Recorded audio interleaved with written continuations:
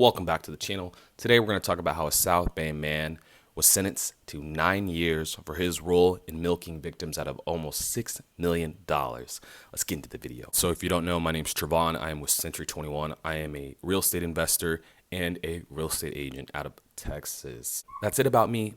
Let's get into this man from the South Bay. All right, so typically I would talk about Texas real estate news, but I found this story quite interesting. So in Los Angeles, a South Bay man who, along with his sister and other co-conspirators, participated in a $6 million real estate scam that listed homes for sale without owner's consent and collected money from multiple would-be buyers. They were sentenced today for 108 months in federal prison.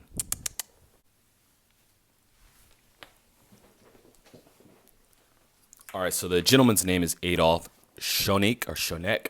Probably butchered the last name, but we're going to keep going. I'm just going to go with Adolph. But he's a 45-year-old man from Torrance. But he pleaded guilty in May to one count of conspiracy to commit wire fraud. Sentencing was on December 12th. So Adolph's sister, Bianca Gonzalez, she's 39. She pleaded guilty in April, admitting her role in the wire fraud scheme, and she is scheduled to be sentenced on May 22nd, 2023. So Adolph and his sister, along with co-conspirators, operated a real estate and escrow company.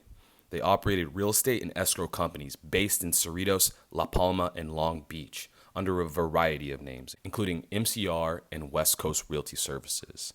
Adolph and other members of the conspiracy located properties to list for sale, even though they did not intend to sell the properties to anyone. And in many instances, the properties were not even for sale. So the properties were listed on real estate websites such as the Multi-Listing Services, which is called short for MLS, and were marketed as short sale opportunities.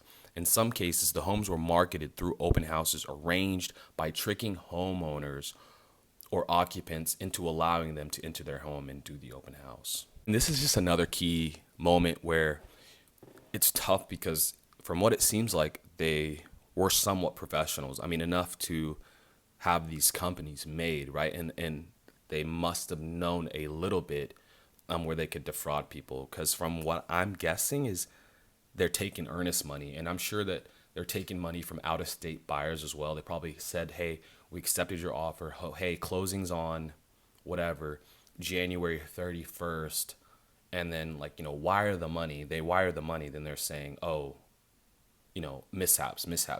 Oh, we didn't get the wire money.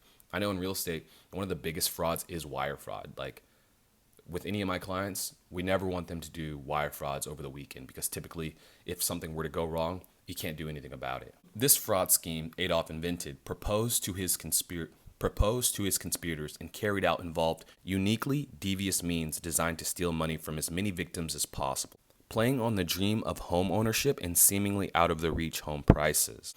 Adolph figured out a way to sell homes he didn't even own and had no business listing for sale. Multiple offers were accepted for each of the not for sale properties. It's so crazy. The co-conspirator hid the fact from the victims and instead led the victims to believe their offer was the only one accepted. The co-conspirator strung victims along, sometimes for years, by telling them closings were being delayed because lenders needed to approve the purported short sales. Wild, man. Office workers opened bank accounts to hide the co-conspirators' involvement in the fraud. Those accounts were used to receive down payments on the homes and other payments from the victim, who were convinced to transfer the full purchase price after receiving forged short sale approved letters. The co-conspirators directed the office workers to withdraw large amounts of cash from these accounts, which made the proceeds harder to trace. From what I'm reading, they were definitely trying to scam people. Like 100%, there was no, we didn't mean to do this. They were purposely scamming people.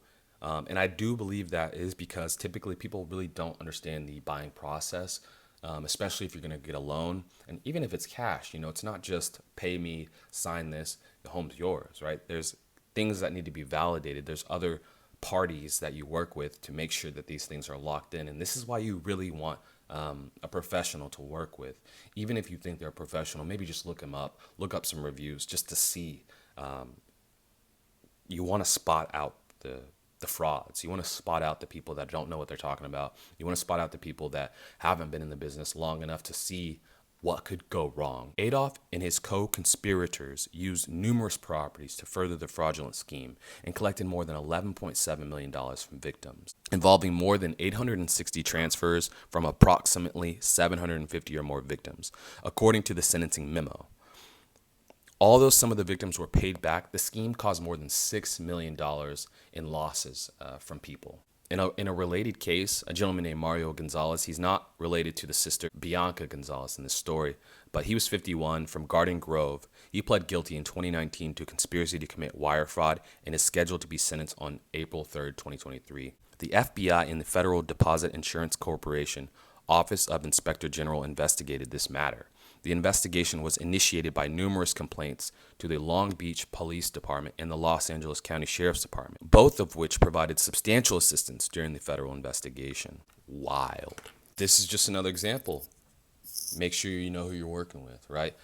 That's crazy that they were able to scam that many people. And I'm guessing they had, from what it looks like, I'm guessing they had a title company, they had an escrow company, they had realtors, and they had people that were obviously inside making profits as well. I mean, for them to get over $11.7 million, which some they paid back, so they ended up keeping like $6 million, or it was $6 million in losses for the victims, is wild. I mean, could you imagine? I've been scammed before.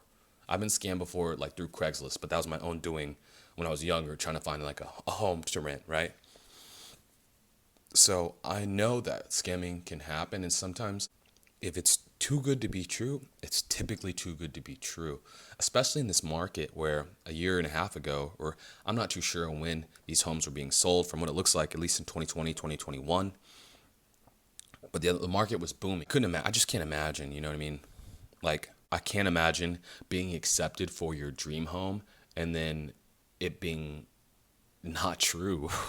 I can't imagine giving away $500K to someone because I thought I bought my home and then I never got to purchase my home. Or even earnest money. Sometimes earnest money can be a lot, right? Typically it's about 1% of the purchase price. So for me, I would say, to avoid getting scammed, do your research on the people that you're working with. If it's the builder, if it's the real estate company itself, you know what I mean? Maybe meet these people in person. I mean, typically with all our clients, we like to meet them in person. Yeah, sometimes we meet some people through FaceTime because they're out of state, but eventually we meet in person and we want to do our due diligence. Even as agents, we don't want to work with somebody that's faking it, right? We don't want to show somebody $1 million home and they just think God's going to deliver the money. And I don't mean it like that. I just mean that they don't have the funds, right? We try to do our due diligence. So as the buyer, you should try to do your due diligence. That way something like this doesn't even get close to happening, because I would absolutely hate for this to happen to me. And thank goodness that these people were caught and charged. I wouldn't be surprised if it's going on way more around the country, but maybe in smaller versions, right? Like I said, it doesn't exactly state how they were making the money. I mean, besides they were closing on homes that they didn't even own, but I'm sure they were getting escrow money. I'm sure they were getting other types of fees that they were talking these people into paying.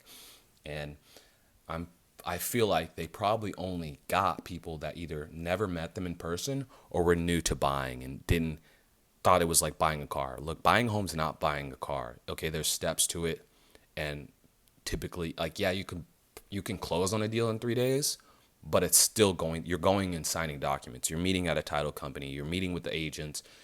Conversations are happening. Typically, of course, every transaction is somewhat different. So, don't take these words with a grain of salt. But the idea here is just know who you're working with. Buying your home isn't buying food. Completely different process. So treat it as buying a home. You want to try to be as close as an expert you can as well. And therefore, it'll help you execute buying the perfect home or knowing what you're getting yourself into beforehand. But that's it. If you made it this far, I really appreciate you watching. Like I said before in the last video, we're going to talk about scandals, drama, real estate news, everything kind of popping up in real estate. This story was based in California because I couldn't find one in Texas right now, but eventually I'll have one based in Texas, or talking about like future growth or something like that. But yeah, if you made it this far, thank you so much for watching. Like I said, my name's Trevon. I am a realtor out of the DFW area. I also work out of Austin, Texas, and I also am a real estate investor. So if you have questions about any of the matters that I talked about today, or any real estate matter really at all, feel free to check the description and you'll find my contact information below. But that's going to do it. I'll catch you in the next video.